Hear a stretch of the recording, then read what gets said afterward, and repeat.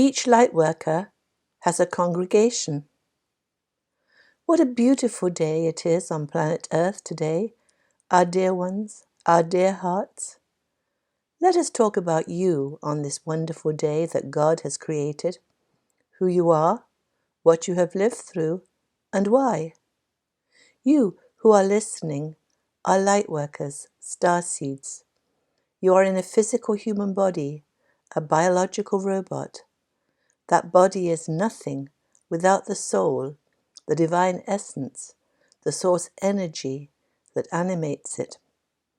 Many kinds of souls incarnate into human bodies to experience, that is, feel the feelings of life on planet Earth. You are the highest in frequency, the most loving, amongst the most empathic beings that did so. We have said this often, and we will say it again. You are great multidimensional beings. You are waves of conscious love in the ocean of God's conscious love, in the ocean of awareness. For awareness at a high frequency is love, is consciousness.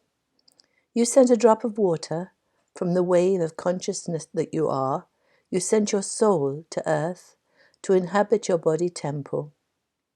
You are not on the human karmic wheel. You are not in the human karmic cycle. Yet you chose to come here. You volunteered. That is hard for you to believe, for with no memory of who and what you are, you cannot imagine why you would choose to do something so painful. Planet Earth is not a happy place. She was designed for divine souls to experience that which they are not, fear. In the bliss of heavenly togetherness, communion and camaraderie, telepathy and oneness, as spirits, you were in bliss and harmony. It was a wonderful time and a wonderful way to be with your brethren, your fellow drops of water in the ocean of God consciousness. Yet there was little growth. In the meantime, planet Earth was deeply suffering. The situation had got out of hand. The earthly experience was designed for souls to grow. If you have always lived in a large and grand mansion, you take it for granted. You do not know how wonderful and unique the experience is, for you have not lived any other life. Then if you lose that mansion and are in poverty, then you really appreciate what you had. And were you to get it back, you would be in gratitude and pleasurable joy and appreciation. So it is with life on earth. Having lived in the nirvana of heaven, the earthly contrast of the not preferred events and negative feelings are the darkness that is experienced, so that a greater appreciation of love and light and spirit harmony can be gained. Humans come to earth to grow their love quotient, their love frequency, and so did you, our dear ones. Yet you were higher in frequency than your human brethren when you came here. Those that play the dark on this earth, call them what you will, for they go by many names: the Illuminati, the deep state, the powers that be, the government behind the government, the petty, selfish bureaucracy of the world. The control of those that play the dark had got out of hand. Mankind was entrapped in a prison planet, with entrained subservience and slavery, repeating in incarnation after incarnation. And he was parroting the words and phrases of his dark controllers. He was living the life and the script that they had designed for him. He was feeling fear to a great degree, entrapped in befuddlement and discombobulation. And humanity thought this unhappy world, this tight and painful existence, was all that there was. He did not know how to break out of it. He did not know that there was any other world or any other way to live. Enough, we all cried. We must free mankind, we shouted. And, as more advanced beings in frequency, with a greater quotient of love, we volunteered to come and spread our love and light, our radiance on earth. This has served not only to grow our own souls, but also to help mankind. You, our dear ones, have been different from the start. Your empathy and understanding are unique among your brethren. All your life, you have seen more of the big picture.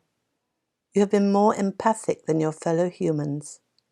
From the start, you have had the feeling that you did not belong, because you were so kind and gentle.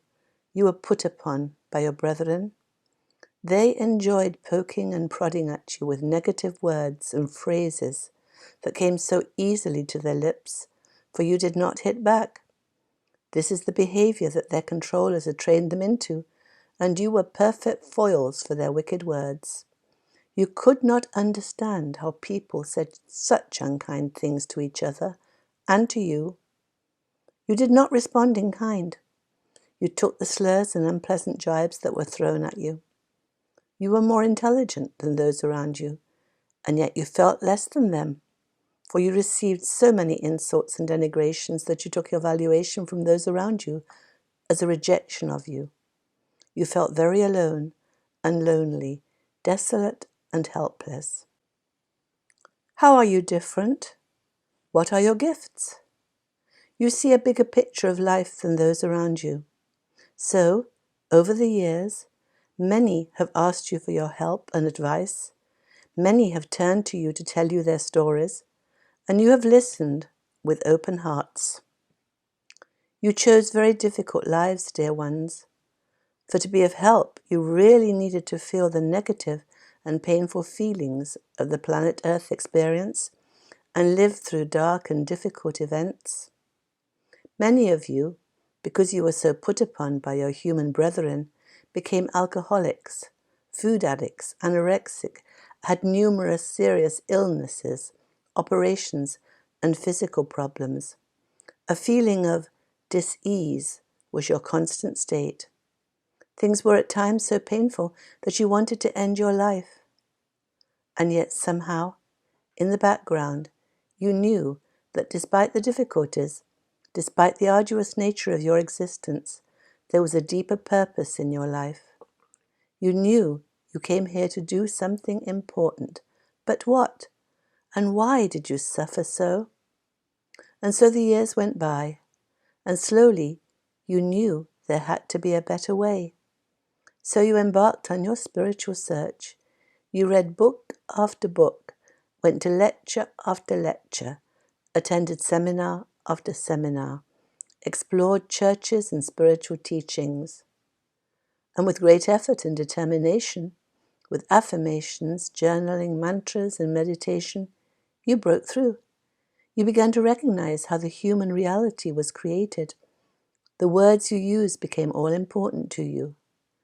You realized at last that your words, your behavior, how you held yourself, were the control mechanism of your life.